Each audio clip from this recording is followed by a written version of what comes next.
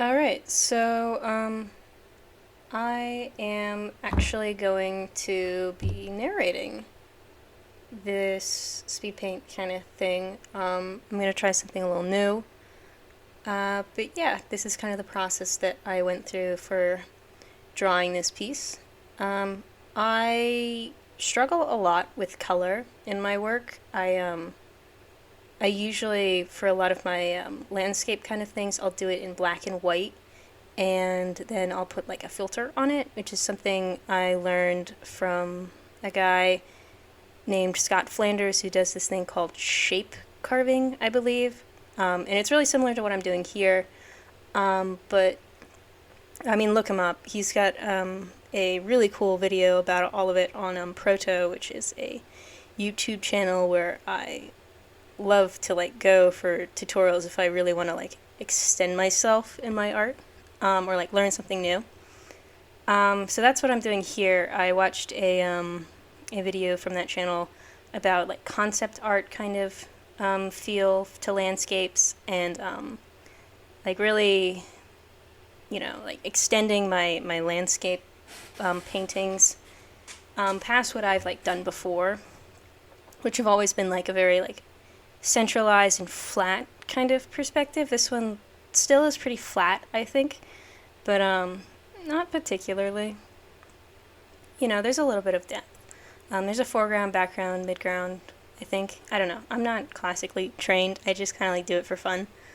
But yeah, you can see a lot that I'm like outlining the shapes that I want and I'm coloring them in. And so I'm like blocking out these colors. And this is a way that I usually work when I'm working in like monochrome, black and white. So this is mostly just a test of me like learning how to change like value without changing like shade or color. I hope I'm using those words right. But yeah. Also during this, I'm learning to use Photoshop right now actually. I'm usually working in Krita for the speed paints that are before this on my channel. It's usually Krita, which is a free software. It's great, but I own Photoshop licensing because I use Premiere a lot. So I was like, okay, let's just figure this out. So yeah, and my brushes were really fucking up a lot. I'd use them and then they'd like stop working, and I'd have to like spend time trying to fix that. But yeah, here you can see me blocking out the I'll go in and I'll do the shadows first usually, and I'll find like, okay, here's where the darkest areas are. I am working a little bit off a reference image, but not really. I'm mostly just looking at my image. So I'll make the shadows and then I'll make the highlights. And I'm trying to like keep in mind that I want my light source like really mostly above these rocks, but kind of like off to the right and behind a little bit, like off camera, if that's easy to understand, which it's not, but maybe it is. And so, but yeah. And then I go off and I have a meeting or something. Here I was like thinking about drawing a person. And then I was like, no, I don't want to. Which is also something I really want to work on. It's just that this landscape style I don't think meshes well with my like, I wouldn't call it portrait style. It's like character style when I'm drawing people. I've really been focusing on drawing like neck up for people, and I haven't done a lot of like shoulders up or like, full body. So that's something I guess I have to work on. I'd like meet my landscape and my characters like in the middle, like a good mesh of those two styles, like a modified concept art kind of feel. But I really, really like the line art of like comic books, but like not like old style comic books, like 2010 kind of comic books, I really like those with like the pop colors. I really, really, really like those colors actually, which is something that like has always really made me like sad that I can't. Oh, never mind. I thought that like I was only going in my left ear for a second when I was recording. But yeah, here I added those bushes in the front because that's in the reference image.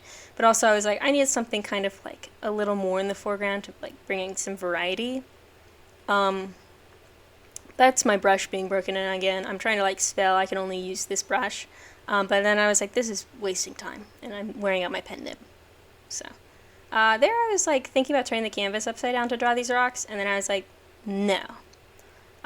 You'll see that I really, really don't flip my canvas a lot. Like, not flip, like is in, horizontal. I don't like switch it around like upside down or move it around like that. That's because the way I'm used to drawing is in Krita, and for the longest time I had no idea how to like move the canvas. So I've gotten pretty good at like drawing without flipping at the canvas at all. So yeah, I can usually get my lines pretty good. It's given me a lot of control. But also with this, I'm like outlining something and then coloring it, so it's not like too hard to do it without flipping around the canvas. Get those lines.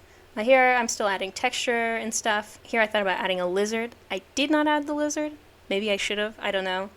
Because, yeah. Here I'm adding a little bit of clouds, which I did earlier in the painting, and then I didn't like them, and so I took them away. And I was like just trying to decide between two different clouds, and then I didn't. And here I had some birds, because that's something that like I always kind of add to my landscapes. I had some birds, because I just like them. They're like really good to just add to a landscape. They kind of like add some movement to what's going on.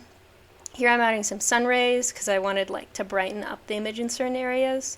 And I think it does a good job of that. It kind of like, it brings it from flat to like kind of a better kind of thing going on. Here I was going to add some darker shadows, and I kind of wish I had like stuck with that and tried to figure that out, but I didn't. And then I just kind of called it quits because it had been 2 hours basically. I'd spent the night doing this. So yeah, that is that. That took about like 2.5 hours. I really pushed myself, and I enjoyed it. I learned a lot.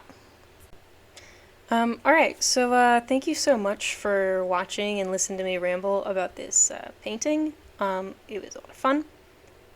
Please like and subscribe to see if I ever do content again like this. And yeah, thank you so much.